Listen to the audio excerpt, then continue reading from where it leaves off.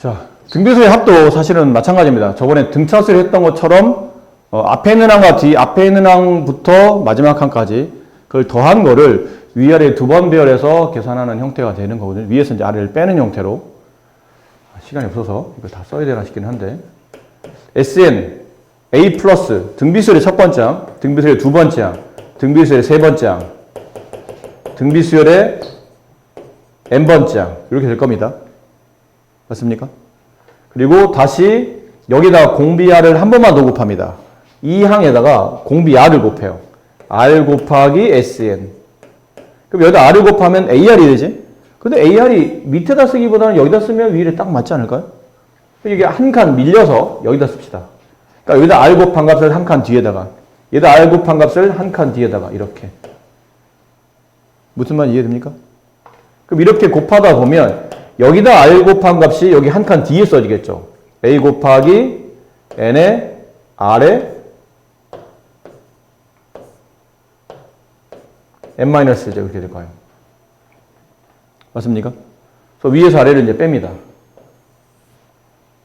빼면 1SN에서 RSN을 빼는 거니까 1-RSN이 되고 이렇게 집어져요. 이렇게 집어지겠죠. 위아래 똑같으니까. 그럼 남은 건 A 마이너스 AR의 N-1제곱인데 이거 A로 묶을 수 있거든요. 묶어봤더니 1-R의 N-1제곱. 따라서 양변을 1-R로 나누게 되면 이제 SN이 나와요. SN은 1-R분의 A 가로 1-R의 N-1제곱 N제곱.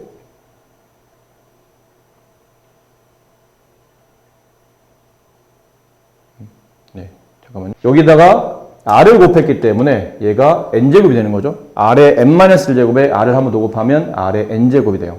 그래서 빼게 되면 이렇게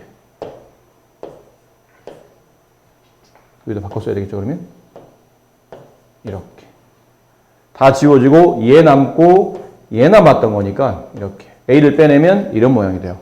그 양변을 1-R로 나누면 이렇게 해서 등비수열의 합공식이 완성이 되고 보면 공식이 두 개라고 되어 있는데 앞뒤 순서만 바뀌어 있는 거거든요.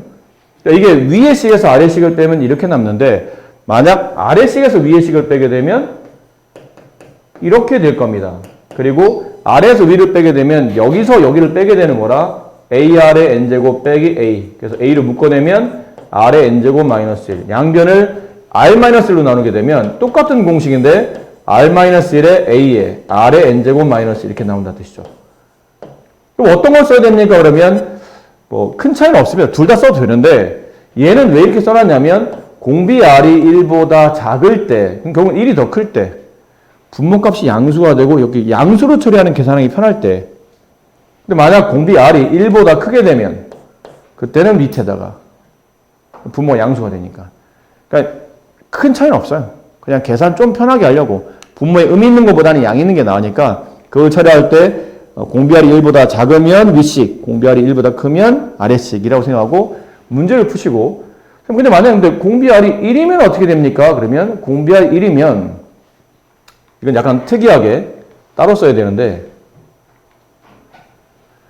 SN을 계산하는데 공비 R이 1이야. 그럼 1이 곱해지는 거니까 첫 번째 항 A라면 두 번째 항도 A가 되고 세 번째 항도 A가 돼서 계속 A가 곱해져요. A가 덧셈 돼요. A가 몇 번 덧셈 되죠? 항이 n개니까 n번 덧셈 되겠죠. 그럼 SN을 계산하시오. 그러면 A가 n번 덧셈 되니까 n 곱하기 A가 됩니다. 따라서 공비 R이 만약 1이 되게 되면 그때는 합구하는 공식이 n 곱하기 A, NA가 된다는 얘기죠. 이건 거의 쓸 일이 그래서 별로 없어요. 딱 봐도 다른 거에 비해서 별로 뭐 이렇게 뭐랄까 좀 활용 빈도가 높진 않겠죠. 공비가 1인 등비수열은 공비가 0인 등차수열과 같은 개념인데 똑같은 수가 계속 반복되는 거는 그냥 약간 구구단처럼 이렇게 곱하기만 배수만 곱하면 되기 때문에 따로 이렇게 합공식을 쓸 이유도 없어요. 그래서 잘 안 나와. 근데 구분은 할 수 있어야지. 이런 것들과 차이가 있다는 걸 알고는 있어야 되겠지만 거의 공식은 이제 위에 있는 두 개 위주로 이제 쓰인다 라고 생각하시면 됩니다. 여기 밑에 얘가 나옵니다.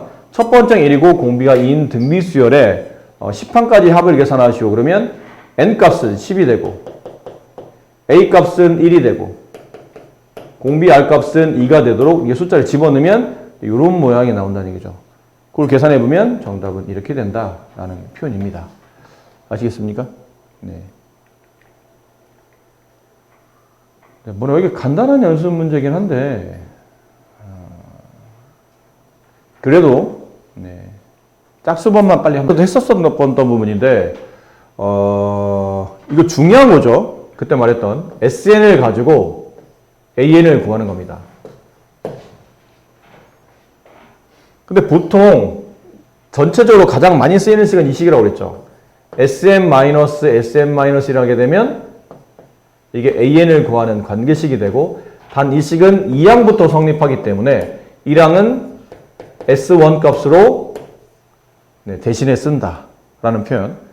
근데 등차수열일 때는 다만 이 수열이 등차수열이 되면 등차수열은 SN이 N에 대한 2차식이 나오기 때문에 이렇게 이 꼴로 나오기 때문에 이걸 가지고 AN을 직접 계산할 수 있는 간단한 방식이 있었다. 그래서 2A N 플러스 B-A 이렇게 해서 상수항을 만들고 1차항 계수를 만들어서 빠르게 이 방법이 아니고도 빠르게 구할 수 있는 방법이 있었죠. 등비수열도 원래는 이 방법을 쓰는 겁니다. 자, 한번 해봅시다. A1 값을 구하시오 그러면 A1 값은 S1 값으로 대체했습니다. 그럼 여기 S에다가 1 대입하는 뜻이니까 2의 제곱 플러스 2의 제곱 4죠. 4 빼기 2가 첫 번째 항이에요.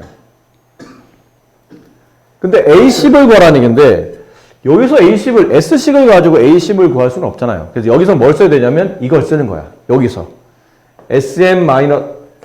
AN을 구하기 위해서 SM-SM-1을 합니다. 그러면 식에 맞춰 써보면 이 식에서 2의 n제곱 플러스 1 마이너스 2 이게 SN이죠. 빼기 SM-1 SM-1은 n 대신에 n-1 대입하는 거예요. 이렇게. 그럼 2의 n제곱 마이너스가 돼서 이렇게 지워집니다.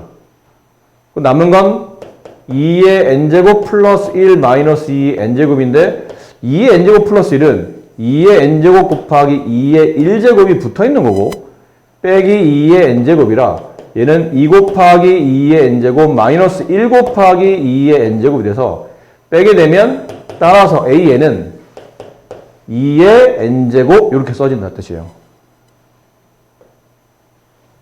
이해하시겠어요?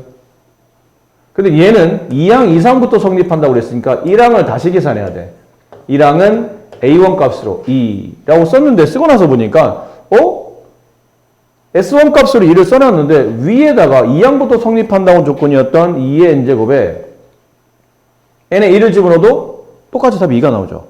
이럴 때는 두 개로 나누어 쓸 필요 없다고 그랬어요. 어차피 똑같으면 그냥 하나로. 그러면 AN은 2의 n제곱이 일반항입니다. 라고 쓰고 다음에 A10을 구하라면 n 대신에 10 대입한 거니까 2의 10제곱. 정답은 1024. 이렇게 써진다라는 거예요. 이해되세요? 뭐 AN은 미리 다 구해놨으니까 3번은 요거 골라 쓰시면 이제 답 3번이 되는 거고. 근데 보신 바와 같은 이런 작업이 좀 많이 귀찮다는 거죠, 사실. 이게 굉장히 모든 수열마다 다 통용되는 중요한 관계식이긴 하겠지만 이게 좀 귀찮아요. 그럼 등차는 그래서 이게 귀찮기 때문에 등차는 이런 방식을 통해서 일반항을 좀 빠르게 SN을 가지고 AN을 빠르게 구하는 공식을 이해했다면 그럼 이번에는 등비수열일 때는 혹시 이런 거 없습니까? 있습니다. 등비수열도. 자, 그러려면 여기를 잘 그 위에 아마 개념 있는 데다가 잘 체크를 좀 해놓으세요. 등차 수열의 SN 관계식은 어떻게 써졌다고 그랬죠? n에 대한 2차식. 이걸 먼저 알아야 돼. n에 대한 2차식. 그래서 이런 꼴로 써진다. 이런 꼴로 써졌었죠. 물론 뒤에 상수가 붙냐에 따라서 2항부터 성립하는 등차 수열이 될 수도 있겠지만 일단 꼴은 이런 꼴로 흘러간다는 거지. 그럼 등비수열은 등비수열의 SN을 구하면 얘는 어떤 모양입니까? 그러면 항상 이런 모양입니다. 네모 곱하기 세모의 n제곱 마이너스 네모꼴로 써지고 중요한 거는 여기 있는 밑에 n 밑에 있는 여기 있는 세모가 공비자리입니다. 그리고 여기는 꼭 n 말고 딴 거 놓으면 안 돼요. n 플러스 1도 안 되고 n 마이너스 1도 안 되고 2n도 안 됩니다. 무조건 n이 와야 됩니다. 그리고 첫 번째, 얘가 두 번째, 마지막 세 번째가 공비 앞에 곱해져 있는 숫자와 공비 뒤에 있는 숫자가 절대값은 같은데 부호가 서로 반대가 돼야 돼요. 반수. 숫자 크기 똑같은데 부호가 반대인 거야 돼. 이렇게 되면 이런 모양으로 만들어지면 이게 등비수열이야. 위에 있는 것도 잘 봐. 위에 썼던 얘. SN은 2의 n 플러스 1제곱 마이너스 2라고 되는데 이걸 다시 한번 정리해보면 2 곱하기 2의 n제곱 마이너스 이렇게 돼 있지 않나요? 정확히 위에 있는 꼴을 따라 움직이고 있는 겁니다. 정확하게. 일단 n 밑에 있는 얘를 공비라고 생각하자. 그리고 n 여기 공비 위에 무조건 n이 있어야 되고 앞과 뒤 숫자는 절대값은 같은데 서로 부호가 반대잖아. 그럼 이게 등비수열인 거야. 아, 이게 등비수열 합을 구하는 거구나 라는 걸 알 수 있다는 얘기죠. 이해하셨어요? 일단 이 꼴이 완성됐다는 가정하다. 네, 이 꼴이 완성됐다는 가정하에 이제 우리가 배워야 될 거는 그렇다면 등비수열이 SN이 저 모양이라는데 네모 곱하기 세모의 n제곱 마이너스 네모 꼴이라는데 이걸 가지고 일반항 AN을 작성하려면 그때는 어떤 모양이지 그런데 그럼 등비수열의 일반항 모양을 알아야 되잖아. 등비수열의 일반항 모양은 이 모양이죠. A 곱하기 R의 n-1제곱. 얘는 패턴이 변하지 않죠. 얘도 패턴이 변하지 않아요. 그럼 등비수열의 일반항 쓰시고 그러면 얘가 공비라며 아까. 이 세모를 그냥 내려 쓰면서 이 세모 위에 뭐 써야 돼요?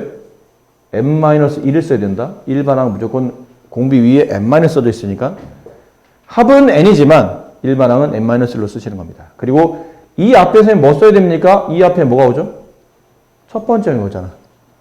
근데 이 첫 번째는 뭐예요? 그러면 여기서 따로 구하지 마시고 S1 값을 여기다 딱 쓰시면 돼요. 그럼 그게 첫 번째예요. 됐니? 그럼 보자. 다시 이제 이 문제 보자.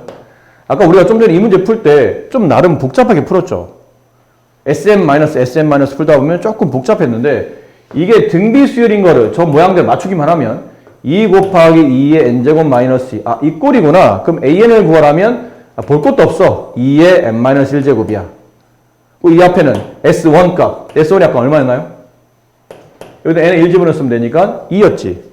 그럼 2 곱하기 2의 n-1제곱이니까 같은 밑끼리 곱하면 지수는 더 세면 되니까 이게 정답이라는 얘기예요. 빨리 나오잖아, 답이. 아까 좀 복잡하게 하지 않아도. 되셨어요? 이런 문제도 이제 가능해지는 거죠.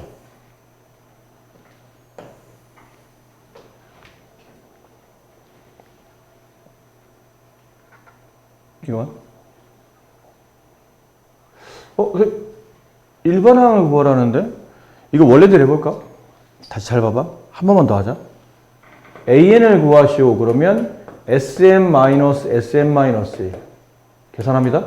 3의 n제곱 마이너스 1 빼기 3의 n-1제곱 빼기 1. 그렇죠? 계산.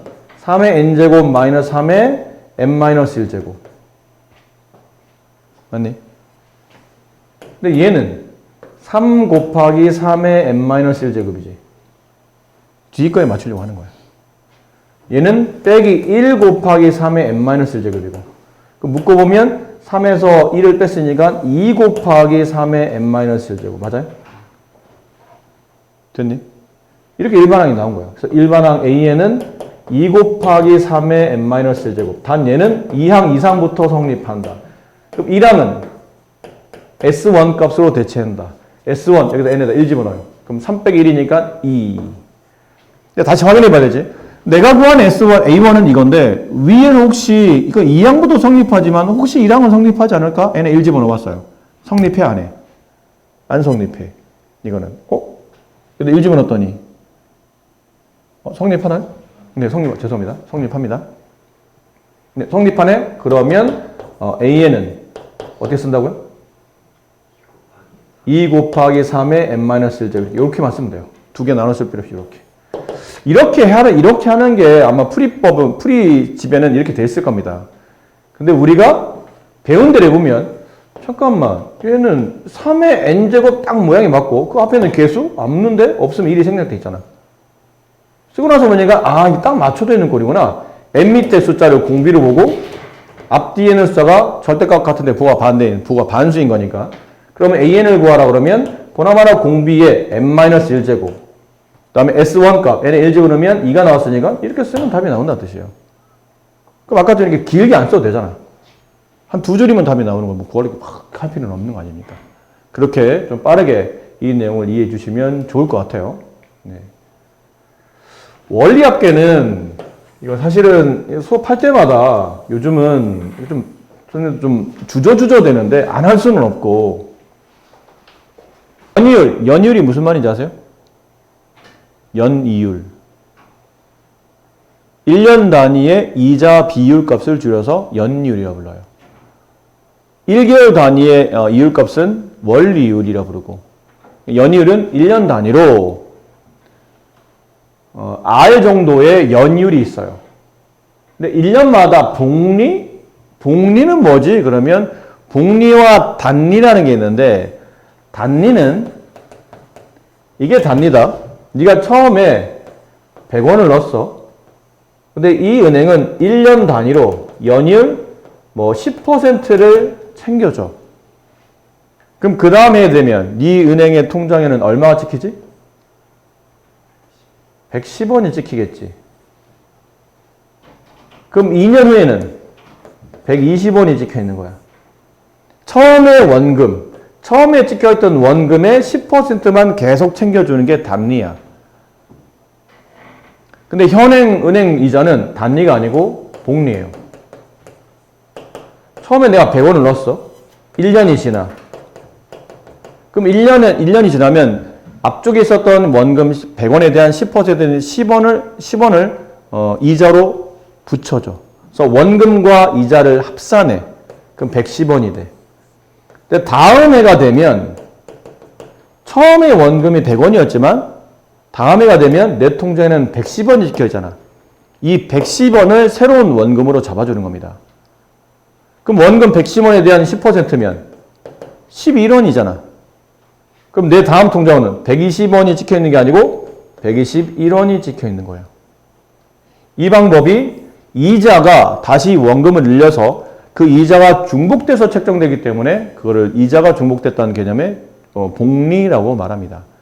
당연히 우리한테는 단리보다 복리가 유리한 책정 방법이지.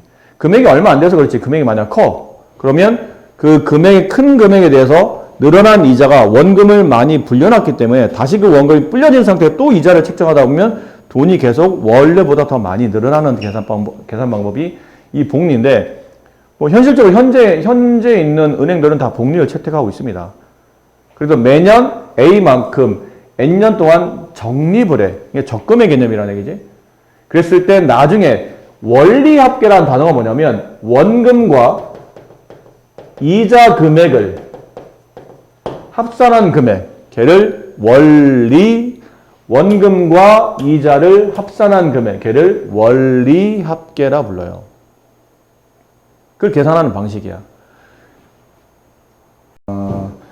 설명을 먼저, 이런 공식이 왜 나온지 설명을 드릴게요. 안 할 수는 없어서, 다음에 하자. 이거는, 생각해보니까 우리가 지금 중간고사 범위에 만약 이 범위가 포함되어 있으면 중요하게 혹시 모르니까 그래도 중간고사가 중요하니까 혹시 모르니까 해보자 하겠는데 어차피 기말고사 범위잖아? 네. 그때도 늦지 않을 것 같아요. 이건 그래서 건너갈 테니까 좀 이따 연습 문제 풀 때 원리합계 관련된 문제가 나오면 일단 여러분들 과제할 때 건너가도록 하세요. 그래서 건너가시고 자, 얘부터 연습 문제 대표형 보세요. 수리합. 해봐. 시간은 2분. 등비 수열이 나오면 이렇게 A2, A4는 보기 안 좋다고 그랬죠? 계산하기 위해서 A 곱하기 R. 이게 10. AR의 세제곱. 이게 40. 그래서 2번식에서 1번식을 나눈다고 생각해 보시면 R 세제곱에서 R 제곱 나누면 R 제곱, R 세제곱에서 R 나누면 R 제곱 남고 이렇게 되죠? 따라서 공비값은 플러스 마이너스 2인데 공비가 양수라고 되어 있기 때문에 2라는 공비를 가져갈 수 있어요. 그럼 첫 번째 항은 R에다 2를 대입하게 되면 A 값은 5 이렇게 되겠죠. 그럼 얘네들 가지고 이제 등비수열 합공식 총 10항까지의 공식. 그럼 남은 건 1 빼기 R이냐 R 빼기 1이냐는데 공비 R이 1보다 크죠? 그러면 R 빼기 1이 편합니다. 2-1에 이거 그냥 위로 똑같이 올리면 돼요. 2-1 한 다음에 요 위에 항수만 쓰면 돼요. 이렇게 지수로. 그 첫 번째 항 5 이렇게 쓰시면 되겠죠. 분모 1이 됐고요. 5 곱하기 2의 10제곱 마이너스 5. 근데 2의 10제곱이면 1020차잖아요. 1024에 5를 곱한 다음에 5를 빼면 얼마예요? 그래서 이 답이 그 답이에요? 얼마라고요? 5천만? 5,115가 된답니다. 네, 이렇게 정리가 되겠죠. 자, 잘 보세요. 첫째 항부터 3항까지 합, 이걸 줄였으면 이렇게 되죠. S3. 그게 14. 첫째 항부터 6항까지 합, S6. 126. 근데 이렇게는 표기법은 뭐 깔끔하긴 한데 이걸로 전혀 계산이 되지 않기 때문에 이걸 연산법으로 바꾸려면 등비수의 합공식을 써야 되겠죠. 등비수의 합공식은 이 공식이었죠. SN은 R-1 혹은 1-1 아무거나 R-1에 요 그대로 위로 올려놓고 R에 항수만큼 거듭제곱 빼기 1. 그 앞에 첫 번째 항. 이게 등비수의 합과는 공식이었으니까 여기 맞춰 써본다면 S3은 3-1 분의 첫 번째 항 가로 R-1 가로 R의 세제곱 마이너스 1 이렇게 이제 써질 겁니다. 이게 14란 뜻이고 그 다음에 S6 R-1 어차피 공비를 모르고 있으니까 이 그대로 위로 올리는데 항수만큼 거듭제곱 이렇게 126. 그러니까 얘네들을 연립해야 되는데 아까 말했지만 문자가 너무 많다 보니까 이걸 어떻게 연립해야 될지 잘 모르겠는데 밑에 있는 식을 변환합니다. 이거 아시죠? 이거 인수분해하면 어떻게 되죠? 얘 인수분해하면 A 플러스 B A 마이너스 B 제곱 밑에는 A와 B를 한 번은 더하고 한 번은 뺀 거를 곱하지? 이게 그런 내용이야. 여기는 R의 6제곱 마이너스 1을 R의 세제곱의 제곱 마이너스 1의 제곱이라 써도 상관없겠죠. 그럼 여기서 이제 합차가 되는 겁니다. 얘처럼. R-1 A 곱하기 합차 얘랑 한 번은 뺀 다음에 한 번은 더해요. 제곱 밑에 있는 것들을 이렇게. 그게 126인데 이만큼이 얼마죠 지금? 이만큼 얼마예요? 14. 그럼 14의 결론 이만큼 곱해졌다는 얘기거든? 써보면 14 곱하기 R의 세제곱 플러스 1이 126. 그럼 양변을 14로 나누게 되면 R의 세제곱 플러스 1은 얼마?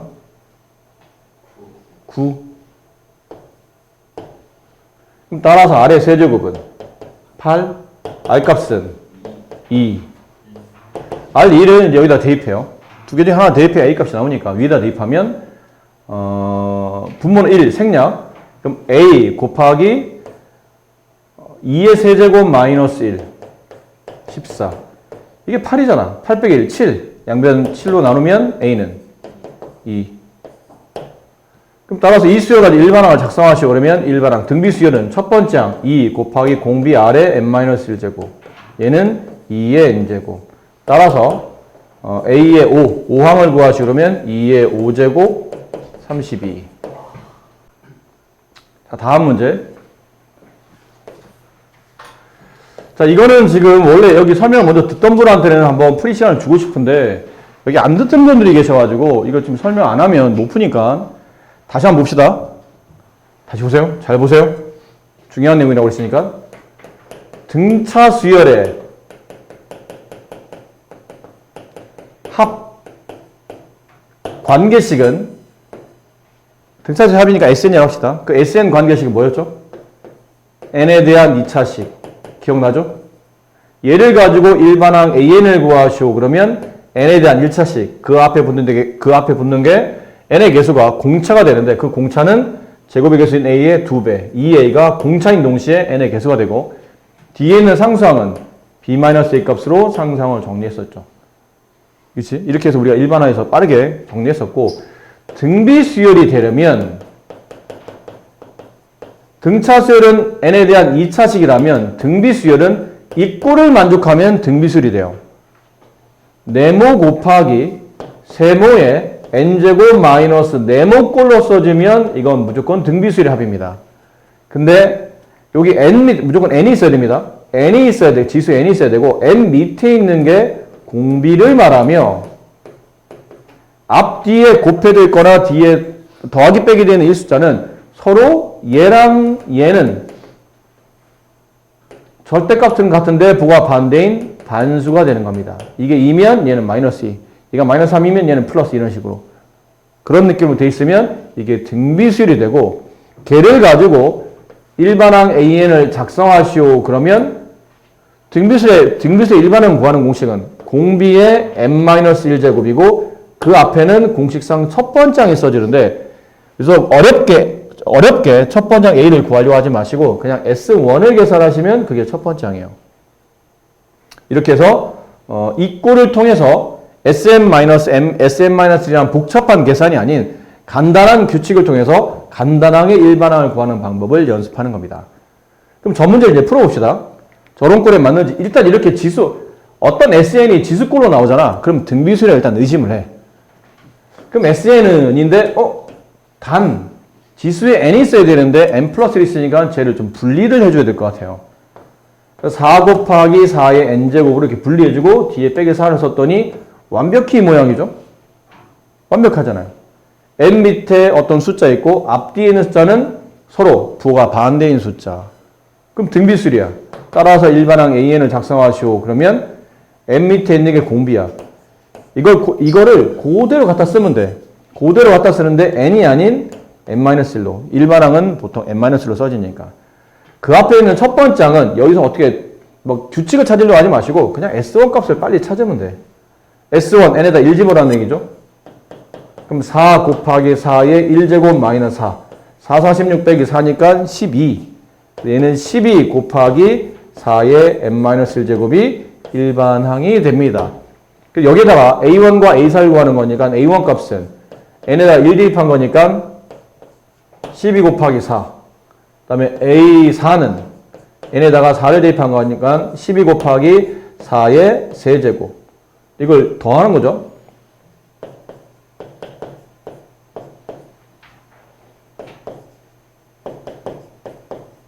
그럼 12로 지금 묶일 수 있잖아. 그럼 4의 1제곱 더하기 4의 세제곱이네. 그럼 12 곱하기 4 더하기 64, 68. 이걸 계산하시면 이제 정답이 됩니다. 이건 여러분이 계산하시면 되고요. 1이었어요. 그럼 이게 1인 거죠. 그럼 이게 68이 아니고 65가 되겠네요. 죄송합니다. 이렇게 정리가 됩니다. 자, 그렇다면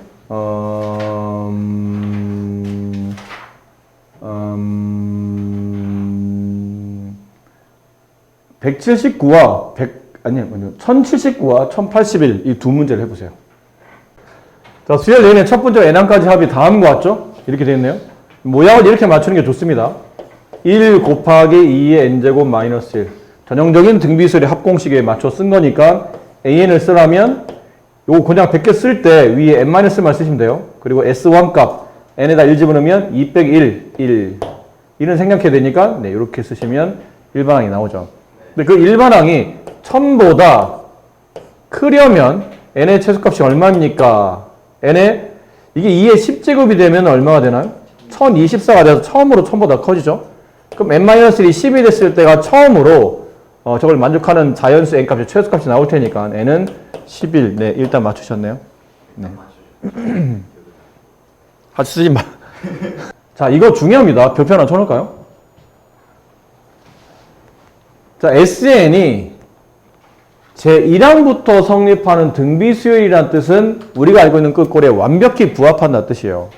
그래서 사실 이 문제가 거의 지금 우리가 배웠던 거의 풀이에 꽃이라고 봐도 돼. 우리가 보통 이게 SM-1로 AN을 구하잖아요. 근데 이거 좀 귀찮다 우리가 지금 이 방법을 쓰고 있는데 만약 이 방법으로 얘를 풀면 더 귀찮아요. 더 짜증나고. 근데 우리가 알고 있는 방법대로 하면 정말 쉽습니다. SN은 이 꼴을 만들어야 된다고 했죠. 4의 n제곱꼴. 그럼 4가 앞으로 나갑니다. 3, 4, 12가 되고 뒤에 플러스 k. 이게 등비술이 되려면 k가 얼마나 돼야 돼요? 이게 답이에요. 그래서 끝났어요. 이게 정답이에요. 근데 이 문제를 원래대로 풀려면 몇 분을 소모를 해야 되는데 단 한 10초 만에 문제가 해결되기 때문에 이 문제는 오히려 이런 풀이를 더 극대화시키는 문제일 수도 있는 겁니다. 근데 교과서마다 이 문제는 다 있습니다. 그만큼 시험에 잘 나오는 유형 중에 하나라는 얘기죠. 이 방법을 잘 익혀두시기 바라요. 자, 원리합계는 건너뜁니다. 건너뛰고, 그러니까 말이 뜻이 원리합계는, 네, 이게 좀 새로 다시 오신 분들한테 갑자기 저 원리합계는 왜 건너뛰지라고 할 수 있는데, 최근까지 여러분들이 등차수열이나 등비술 하면서 뭐를 배웠냐면 수열의 합을 배웠었죠. SN을 배웠습니다. 근데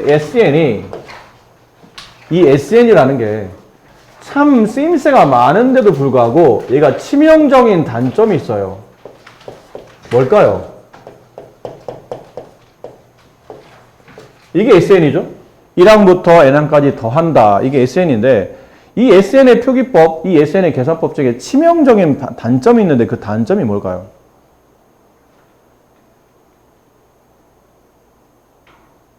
단점은? 이게 단점이에요. 제 1항부터 더한다라는 강제성을 띠기 때문에 내가 어떤 수열의 합을 구할 때 내가 꼭 1항부터 합을 알고 싶지는 않아. 예를 들어 3항부터 뭐 10항까지 항만 알고 싶어. 앞에 1, 2, 3은 필요 없어. 4항부터 알고 싶어. 그럴 때는 어떻게 할 거냐는 거죠. 그럴 때는 굉장히 복잡한 과정을 거쳐야 됩니다. 만약 A3, A4, A5, A6, A7 이렇게 구하시오. 이것만 알고 싶어요. 그럼 얘를 계산하는 방식은 이래야 된다는 얘기예요. S7을 계산한 다음에 S2를 계산한 값을 빼내야 돼요. 합을 2번 계산해야 된다는 얘기지. 여기 앞에 2개 빠졌잖아요. A1 플러스 A2가 이렇게 빠져있는 상태거든. 그러니까 7항까지 합해서 1항부터 7항까지 합해서 1항부터 2항까지 합을 빼면 얘가 남을 거란 얘기야. 그래서 SN이 참 우리한테는 합을 표현하는 여러 가지 방식 중에 제일 단순한 방법이긴 한데 강제성을 띠다 보니까 어떤 특정 항부터 더한다라는 이런 규칙이 성립하지 않고 그리고 두 번째는 단점이 뭐냐면 SN식을 쓰다 보면 봐봐 추론할 수는 있지만 이 수열의 합을 계산하시오. 만약에 이 수열의 합을 계산하시오. 그러면 이렇게 될 겁니다. 이 수열의 합을 계산하면 이렇게 돼요. 이게 뭐죠? 첫 번째 항 1이고 공차가 2인 등차수열이에요. 근데 이걸 가지고 공식에 맞춰서 등차수열 합을 구하면 딱 이 답이 나와. 근데 SN식의 단점이 뭐라고 그랬냐면 일반항 없이 SN식만이잖아? 그럼 도대체 이 수열은 어떤 수열인지 추론을 다시 또 거꾸로 되짚어 가야 된다는 단점이 있어요. 달리 말하면 아까도 우리 앞쪽에서 배웠잖아. SN을 가지고 AN을 구할 수는 있는데 이 구하는 과정에 추론이 필요하다는 얘기죠. 이거 가지고 이걸 어떻게 구하지? 당장은 얘만 봐서는 일반항이 뭐였는지 쉽게 파악하기 어렵다는 단점이 있어요. 수열에서 가장 중요한 건 일반항입니다. 근데 SN식을 보면 일반항이 바로 안 튀어나오다 보니까 일단 얘는 1항부터 더한다는 강제성과 내가 원하는 항을 더할 수 없다는 강제성과 그 다음에 가장 중요한 일반항을 바로 SN식을 통해서 알아낼 수 없다라는 그 과정을 다시 공부를 해야 된다는 이런 불편함이 있다 보니까 이런 불편함을 단박에 해결해 줄 수 있는 방식을 수학자들이 만들었고 그 방식이 얘입니다. 제가 누군가 그러면 시그마라는 건데 SN을 우리가 이렇게 표현했었죠. A1 플러스 A2 플러스 쭉 해서 AN까지. 이게 SN인데 이걸 다른 방식으로 표현하고 싶은 거야. 그 다른 방식이 뭐냐면 시그마라는 기호를 씁니다. 시그마. 이건 그리스 대문자입니다. 이것도 합이라는 표현의 다른 표현이에요. 근데 합은 S를 썼기 때문에 S를 쓸 수 없어서 대문자 S가 합의 표현을 쓰고 있다 보니까 쓸 수 없어서 그리스 대문자를 갖다 쓰는 거예요. 시그마라는 표현을 쓰게 되고 시그마라는 표현이 합을 표현하는 수학적 기호예요. 합. 그럼 이 합을 쓸 때 이 SN도 어떤 규칙이 쓰듯이 시그마도 규칙이 있는데 시그마 밑에다가 뭔가를 써야 되고 시그마 위에다 뭔가를 써야 되고 시그마 오른쪽에다 뭔가를 씁니다. 세 군데다 채워넣어요. 약속만 잘 잡으면 이 계산법이 훨씬 더 우리한테 유리하기 때문에. 그럼 시그마 밑에 얘는 뭘 씁니까? 그러면 보통 시작항을 씁니다. 몇 번째 항부터 더할지. 아까 SN의 가장 치명적 단점 중에 하나가 내가 원하는 항부터 더할 수 없다는 단점이 있잖아. 무조건 1항부터 더해야 된다는 단점이 있는데 시그마는 그렇지 않아요. 내가 원하는 항을 내가 임의로 지정할 수 있습니다. 어디서부터 더할 겁니까? 라는 시작항을 내가 정할 수 있고 이 위에는 마지막 항을 계산합니다. 끝항을 계산할 수 있다는 얘기죠. 몇 항부터 몇 항까지 라는 끝을 내가 임의로 내 마음대로 정할 수 있다는 것과 그 다음에 또 시그마의 두 번째 단점이 뭐였죠?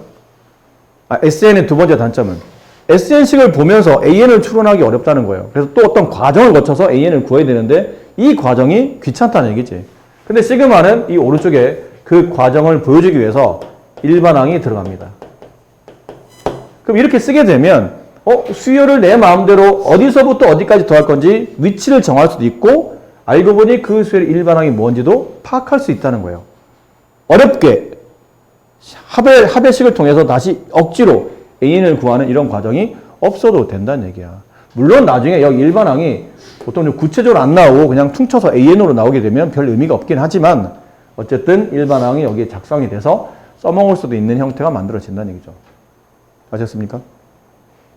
자, 그럼 해봅시다. 연습해 볼게요. 어떤 수열이 있어. 어떤 수열이 있어요. 근데 그 수열이 뭐 이런 거야. 1, 3, 5, 7, 9 이렇게 돼. 이 수열을 n항까지 더하고 싶어. SN. 우리는 이렇게 배웠죠? 2분의 항수 n개 가로 첫 번째 항 1 플러스 마지막 항 모르겠으니까 일반 항수죠. 그래서 2n-1 뭐 이렇게 해서 이제 정리를 했었었는데 이 방법 말고 얘를 이제 시그마로 쓰게 되면 식을 이렇게 쓸 수 있어요. 시그마라고 쓰시고 아래는 시작항을 씁니다. 어차피 1항부터 더할 거면 이렇게 써요. K는 1부터 K가 뭐예요? 항 번호를 말해요. 항 번호는 n 아닌가요? 근데 문제는 n을 못 쓰는 이유가 보통 마지막 항에 보면 대부분 다 이게 n을 쓰는 경우가 많거든. n항까지야. SN이 그거잖아. n항까지야. 근데 여기다가 n을 항 번호를 쓰는데 항 번호가 1항부터 n항까지 그러면 n이 1인데 1부터 n까지면 1부터 1이라는 뜻으로 잘못 오해가 되기 때문에 여기를 n으로 쓰기가 좀 애매해요. 항 번호 할 때 마지막 항이 보통 n으로 많이 쓰이다 보니까 n이 중복돼서 잘못하면 오해의 소리가 있기 때문에 이때만 시그마를 쓸 때만 항의 번호를 살짝 변수를 바꿔줍니다. 시그마 변수를 k라고 씁니다. 알겠죠? 이게 시그마 변수예요. 얘가 변하는 거야. K가 1, K가 2, K가 3. 이 값이 변하는 거야. 그리고 오른쪽에 뭘 쓰냐면 이 수열의 일반항을 쓰시면 됩니다. 이 일반항 뭐였죠? 우리가 많이 했으니까 이 정도는 알고 있죠? 2n-1이라고. 여기다 일반항을 써요. 이 가로치는 이유는 이걸 안 치게 되면 얘랑 얘랑 잘못하면 이게 시그마랑 이게 떨어져 있는 것처럼 보이거든요. 이렇게. 빼기 1이. 그러니까 가로를 보통 쳐주시고 일반항 가로를 쳐줘요. 항이 하나일 때는 안 쳐도 되는데 항이 두 개 생되면 보통 일반항 가로를 쳐주는 게 좋습니다. 여기다 쓸 때 2n-1 이렇게 쓰게 되면 이게 안 맞는 거예요. 항의 번호에 1, 2, 3을 대입하기로 했는데 항 번호가 여기는 K인데 얘는 N이면 안 맞기 때문에 여기도 여기 시그마 변수 K 맞춰서 이렇게 살짝 바꿔줘요. 그럼 이렇게 쓰시면 됩니다. 그럼 이렇게 쓰면 이게 없어도 대략 우리가 추론이 가능하다는 얘만 봐도 쓸게요. 이렇게 얘만 봐도 어느 정도 추론이 가능합니다. 이렇게 돼 있으면 이게 무슨 말이지? 그러면 일단 1항부터 n항까지 더하라는 뜻이구나. 어떤 수열을? 이 K를 느낌상 n으로 보시면 되니까 n에 대한 1차식 이거 등차 수열이구나. 그리고 그 시그마 변수가 n을 대신하는 거니까 그 시그마 변수 k 앞에 붙어있는 얘가 공차가 되는 등차 수열을 제 1항부터 n항까지 더하라는 거구나. 그 수열의 일반항을 알고 있기 때문에 보나마나 이 수열은 1, k 1 더하면 1이 나오죠. 항이. k 2 집어넣으면 3이 나올 겁니다. 3 집어넣으면 7이 나올 거고 4 집어넣으면 9가 나올 거고 5 집어넣으면 9가 나올 거고 뭐 이런 식으로 1, 3, 5, 7, 9 그리고 땡땡땡이 될 텐데 시그마 더하라는 거구나. 이 항들을 모두 다 더하라는 거구나. 그래서 어디까지 더하라고요? n항까지 더하라는 거구나. 이 k 대신에 n을 대입하라는 거구나. 여기까지 더하라는 게 이 긴 말을 이 시그마 하나로 다 축약해 쓸 수 있고 저 기호 하나 보면서 그 수열의 정체도 어느 정도 파악이 가능하다는 뜻이에요. 이런 이유 때문에 시그마를 우리가 적극적으로 이제 앞으로 쓰게 됩니다. 물론 SM도 자주 씁니다. 쓰는데 어떤 특정항보다 더하고 싶을 때라든지 아니면 그 수열의 일반항을 알고 싶을 때는 시그마를 훨씬 더 많이 쓴다는 거죠. 그래서 만약 그러면 이렇게 쓰면 어떻게 된 겁니까? K가 4부터 10까지 AK는 뭐예요? 일반항을 AN이 아닌 AK로 쓴 겁니다. 이렇게 되면 어떻게 하라는 겁니까? 그러면 4항부터 더하라는 얘기예요. 4항, 5항, 6항 해서 어디까지? 10항까지 더하라. 이 뜻입니다. 그러니까 내가 임의로 시작항을 내 마음대로 1항이 아닌 원하는 항을 내 마음대로 지정할 수 있다는 또 장점도 있어요. 아셨죠? 시그마를 이런 방식으로 해서 그래서 쓴다라는 걸 알아두시고 그 다음에 시그마의 이제 성질 요거는 이제 시그마를 배우는 동안에 꼭 기억해야 될 어떤 공식 같은 거라고 생각하시면 됩니다. 첫 번째 시그마 오른쪽에 일반항이 알고 보니 수열이 하나 가지고 두 개가 덧셈됐어요. AK라는 수열과 BK라는 수열 달리 말하면 AN과 BN이라는 두 개의 수열이 덧셈됐을 때는 이 시그마가 뭐가 가능하냐면 분배가 가능합니다. 여기 분배해서 시그마 AK, 여기 분배해서 시그마 BK 그 두 개를 더한 거와 같다는 뜻이죠. 근데 이게 근데 너무 안 해도 되는 한 번만 할게요. 굳이 증명할 필요 없는데 K가 1부터 N까지 봐봐. AK 플러스 BK인데 이게 왜 이렇게 되는 거냐면 이게 왜 분배가 되는 거지? 이게 왜 분배가 되는 거지라고 하면 만약에 K에 1 집어넣었다고 쳐봐. 여기다 K에 1 집어넣어요. 그럼 얘는 A1 플러스 B1이 이 수열의 첫 번째 항이야. 이게 일반항이라고 그랬잖아. 이 자체가 일반항이에요. 이게 하나의 항이 된 거예요. 그럼 K에 1 집어넣으면 A1 더하기 B1이 첫 번째 항이에요. 플러스 N에 K에다 2를 집어넣으면 A2 플러스 B2가 두 번째 항. A3 플러스 B3가 세 번째 항. 이렇게 가다가 N번째 항까지 AN 플러스 BN이 될 텐데 어차피 덧셈이잖아? 어차피 덧셈 할 거 얘를 이렇게 뽑아서 더해도 된다는 뜻이에요. 이렇게 더하기 이렇게 그렇죠? 덧셈이니까 이렇게 따로따로 분류가 가능하지 않습니까? 쓰고 나서 보니까 얘 그거네? 1항부터 n항까지 수열 AK를 덧셈한 거니까 K가 1부터 n까지 AK 플러스 얘는 시그마 K가 1항부터 n항까지 이 수열 BK 시그마가 그래서 분배가 될 수 있는 거구나 라는 걸 알아낸 겁니다. 그럼 덧셈이 되면 당연히 뺄셈도 되겠죠. 같은 패턴으로 뺄셈도 가능할 겁니다. 덧셈, 뺄셈 성립해요. 그리고 뭐까지 성립하냐면 실수배. 시그마 K가 1부터 N까지 만약 여기 2K-4 이렇게 돼 있어요. 일반 이렇게 돼 있다고 칩시다. 그럼 얘는 시그마 K가 1부터 N까지 2 곱하기 K-2로 2를 빼낼 수 있죠. 그럼 여기는 이 실수배, 상수가 곱해져 있는 이 실수배는 필요하면 시그마 바깥으로 내보내도 괜찮다는 뜻이야. 그래서 2 곱하기 시그마 K가 1부터 N까지 K-1. 얘를 계산한 다음에 거기다 2배를 해도 이 답과 똑같다는 뜻이에요. 근데 이거는 왜 이렇습니까? 그러면 시그마 K가 1부터 N까지 C 곱하기 AK, 이 C가 실수, 상수였다 칩시다. 그럼 여기다가 K에 1 집어넣어요. 그럼 C 곱하기 A1이 첫 번째 항이야. K에다 2 집어넣으면 C 곱하기 A2, 3집으로면 C 곱하기 A3, N집으로면 C 곱하기 AN. 시그마, 그걸 다 더하세요. 이 뜻이거든. 근데 보다 보니까, C가 다 곱해져 있네? 그럼 C를 바깥으로 뺀 거죠. 공통인수니까. A1 플러스 A2 플러스 AN. 이게 시그마로 표현이 가능하죠. C 곱하기 1항부터 N항까지 수열 AN에 대한 합이니까 시그마 K가 1부터 N항까지 AK라고 쓰다 보니까 결과적으로 여기는 C가 바깥으로 빠져나온 것처럼 보인다는 뜻이에요. 근데 실수배는 일반항이 곱해져 있는 실수는 시그마 바깥으로 뺄 수도 있고 필요하면 넣어도 괜찮다는 뜻이야. 넣었다 뺐다가 충분히 가능하다인데 여기다 지금 여기 책에는 잘 안, 옆에 있는지 모르겠는데 없으면 쓰세요. 이거 써놓으세요. 단, 주의 있나요? 잠깐만요. 여기 있네요. 네, 여기 있습니다. 안 써도 되겠네요. 네, 여기까지 같이 표시를 안 해서 네, 이게 안 나와 있었네요. 안 써도 되고요. 여기 있습니다. 지금 말한 대로 시그마는 어디까지 가능하냐면 시그마 성질에 보면 덧셈과 뺄셈에는 시그마 일반항의 덧셈과 뺄셈에는 분배 법칙이 가능합니다. 시그마를 분배할 수 있다는 뜻이야. 단 덧셈 뺄셈 말고 지금처럼 곱셈 나눗셈은 분배가 안 됩니다. 답이 틀려요. 왜 그러냐면 이것도 그렇잖아.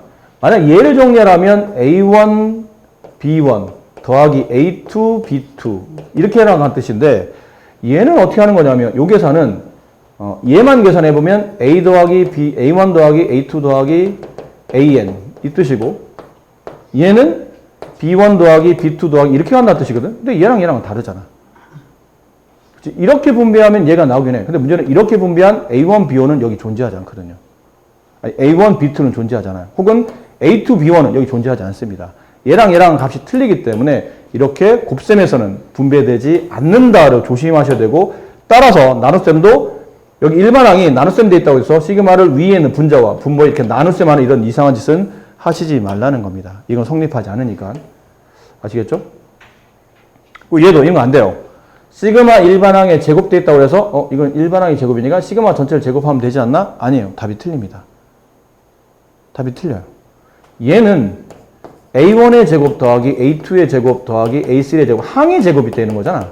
근데 얘는 A1 플러스 A2 플러스 쭉 한 이거를 제곱하겠다는 뜻이에요. 같지 않잖아. 그렇지? 우리가 이게 제곱하는데 제곱을 이렇게 분배하지 않잖아. 덧셈일 때는. 이게 아니잖아. A 플러스 B의 제곱은 A제곱 더 B제곱이야? 그렇게 안 배웠잖아. 그렇게 하면 안 된다고 배웠잖아. 그런 것처럼 얘도 이 제곱이 있다고 해서 분배가 안 되듯이 얘랑 같지 않기 때문에 이것도 일반화와 제곱한 거는 그냥 이 자체로 계산해야 되지 시그마 전체를 제곱하는 이런 짓은 성립하지 않으니까 하면 안 된다를 말하는 겁니다. 아시겠죠? 그래서 뭐 이런 문제 간단하게 해봤을 때 만약 이게 1121번을 계산하라면 이 시그마가 덧셈 빼셈 분배되니까요. 이렇게 분배합니다. 시그마 K가 1부터 10까지 AK 마이너스 3 곱하기 시그마 K가 1부터 10까지 BK 왜 3은 바깥으로 뗀 거예요? 실수배니까 플러스 시그마 K가 1부터 10까지 1인데 여기는 아까 위에서 답에 보면 나와 있죠. 2라고 얘도 나와 있어요. 3이라고 9 근데 얘가 문제인데 이게 뭐지? 그럼 이거는 뭡니까? 시그마 K가 1부터 N까지 C 이게 일반항이 여기 시그마 변수인 K로 정리되어야 하는데 K가 없이 그냥 숫자로만 되어 있는 거예요. 이럴 때는 1항도 C고 2항도 C고 3항도 C고 다 C라는 얘기야. 모든 항이 다 C로 되어 있는 것들을 몇 번 더하는 거냐면 N번 더하는 겁니다. 그럼 C를 N번 더하는 거니까 9구단이죠. CN이 정답이에요. 그 얘기는 만약 일반항이 상수로 돼 있을 때 이 시그마의 합을 구하라면 마지막 항과 여기는 일반항을 곱한 게 정답이다 라고 생각하시면 돼요. 얘처럼 시그마 오른쪽에 K의 문자식이 아닌 숫자가 나올 때는 마지막 항과 여기 일반항을 곱한 게 정답입니다. 이렇게 된다는 얘기예요. 아셨죠? 12-9 정답은 3이 이 문제의 정답이 된다라는 표현인 거죠. 이해되시겠죠? 이건 다음 시간에 합시다. 이건 굉장히 중요한 공식들이니까 이건 다음 시간에 하고, 간략한 연습물에 잠깐만, 시간이 없어서 그냥 잠깐만 볼게요. 몇 가지 여러분이 문제를 풀어야 되기 때문에. 자, 다음 식을 계산하시오. A100 빼기 A1. A100을 어떻게 구하는 거지, 도대체? 잘 봐야 돼. 뭐 공식을, 이건 뭐 어떻게 책에 보면 공식을 정리해놨는데 이건 공식까지 정리할 거는 없어요. 그냥 하면 되지 뭐. 이게 뭐니? 얘가 뭘까? 2항부터 어디까지? 100항까지 더하라는 뜻이에요. 그 답이 5란 뜻이야. 얘는 뭐지? 1항부터 99항까지 더한 겁니다. 그 답이 3이라는 얘기예요. 됐니? 위에 있는 식에서 아래 있는 식을 빼봐. 그럼 이게 다 지워지잖아? 이렇게가? 그럼 좌변 뭐가 나오냐면 A100 빼기 A1이 남아요. 그게 2야. 그래서 이 답은 2야. 끝난 겁니다. 그렇게. 아셨어요? 네. 다음 문제. 자, 다음을 간단히 하시오 라고 되어 있는데 일단 저런 조건이 있죠. AK는 4, 그 다음에 AK 제곱은 8. 이거를 계산하라는데 일단 일반항을 좀 간단히 정리할 필요가 있기 때문에 이걸 분배합니다. AK의 제곱 플러스 2AK 플러스 4. 그럼 시그마 분배하다 보면 시그마 K가 1부터 10까지 AK의 제곱 플러스 상수는 바깥으로 빼죠. 2 시그마 K가 1부터 10까지 AK 플러스 시그마 K가 1부터 10까지 4. 자, 이 다음 문제 나왔어요. 얘는 AK가 8 더하기 2 곱하기 4 더하기 얘는 어떻게 하라고 했죠? 마지막 항과 상수를 서로 곱해 쓴다. 4시. 이걸 계산하시면 정답. 됐죠? 어렵지 않습니다. 답이 없다고요? 오늘 내가 왜 이러지 또? 56이 답이 없어요? 왜요? 왜?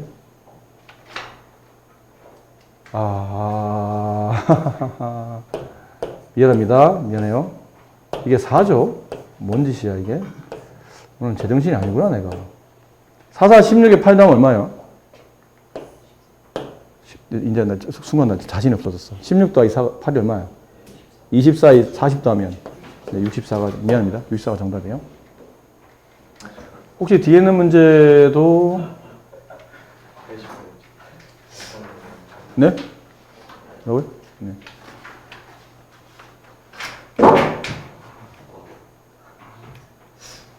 이거는 다음 편에 설명 좀 하고 해야 되겠는데? 맞아요. 네. 이거는 설명을 물론 그 시그마 거듭제곱 계산은 아닌데 등비수를 배운 지 얼마 안 됐고 지금 오늘 여기 등비수 수업을 제대로 초반부를 안 들은 분이 계셔서 이거를 무리하게 하는 것보다는 이건 다음 시간에 하는 걸로 할 테니까 오늘 수업 앞쪽 시간을 잘라서 들으신 분들은 집에 가서 꼭 앞쪽 부분 들으시고 원래는